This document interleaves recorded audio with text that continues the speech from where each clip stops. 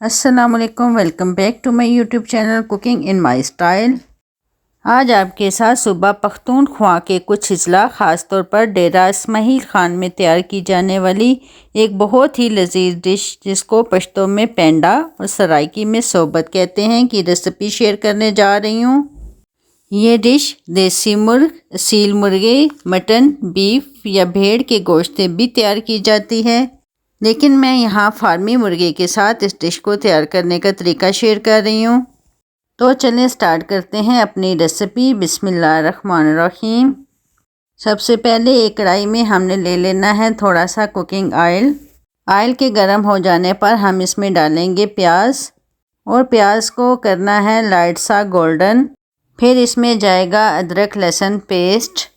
अब अदरक लहसुन पेस्ट को भी हम इस प्याज के साथ लाइट सा ब्राउन करेंगे। साथ ही हम इसमें डाल देंगे 2 टमाटर। आप चाहें तो टमाटर का पेस्ट बनाकर भी इसमें डाल सकते हैं, लेकिन यहाँ मैं ऐसे ही टमाटर डाल रही हूँ क्योंकि मैंने इसके छिलके को करना है रिमूव। अब इसमें जाएंगे कुछ खड़े मसाले।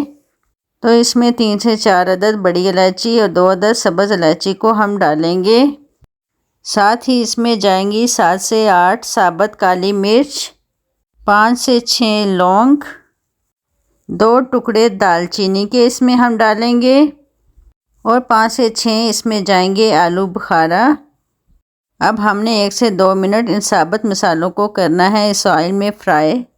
टमाटर भी नरम हो चुके हैं तो इनके छिलकों को भी हम रिमूव कर लेंगे और टमाटर के भी कर लेंगे छोटे छोटे टुकड़े। अब इसमें जाएंगे कुछ स्पाइसेस। तो हाफ चम्मच इसमें लाल मिर्च पाउडर, 1/4 इसमें हल्दी जाएगी, हाफ चम्मच इसमें ज़ीरा डालेंगे और 1 चम्मच इसमें खुश्क धनिया पाउडर जाएगा। फिर नमक डालकर इन तमाम मसालों को अच्छे से मिक्स कर लें।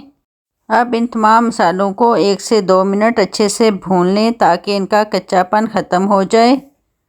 फिर इसमें जाएगा चिकन को भी इस मसाले के साथ 3 से 4 मिनट अच्छे से भून लें। चिकन अच्छे से भूनने के बाद इसमें जाएगा 1 कप दही और अब हमने इसे दही का तमाम पानी खुश्क होने तक अच्छे से भूनना है। यकीन जाने ये इतनी खुश जायका डिश है कि दोस्तों की पार्टी हो या बाहर से कोई मेहमान आ जाए, सोबत से उनकी तवाज़ो ज़रूर की जाती है, बल्कि मेहमानों की फरमाइश होती है कि उन्हें सोबत खिलाई जाए। अब इसमें हाफ चम्मच काली मिर्च पाउडर और हाफ चम्मच गरम मसाला पाउडर डालकर इसे मज़ीद 1 मिनट के लिए भून लेंगे। गोश्त को अच्छे से भूनने के बाद इसमें जाएगा ढेर सारा पानी, क्योंकि इस डिश में रोटी के टुकड़ों को शोरबे में भिगो के खाया जाता है, इसलिए इसमें शोरबे को थोड़ा पतला रखा जाता है।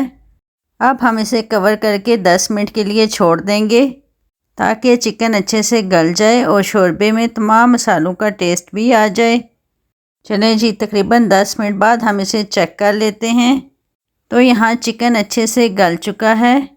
अब हम बोटियों को इस शोरबे से निकालकर बाकी शोरबे को छान लेंगे, क्योंकि हमें सिर्फ अर्क चाहिए, बाकी मसाले नहीं। तो चलें चलते हैं अब हम दूसरे स्टेप की तरफ। इस डिश के साथ जाता है रायता या पुदीने की चटनी। तो पुदीना, धनिया, सब्ज़ मिर्च को पीसकर हम इसकी चटनी बना लेंगे। अब इस चटनी को हमने डालना है दही में और इसमें डालेंगे थोड़ी सी काली मिर्च पाउडर और थोड़ा सा नमक।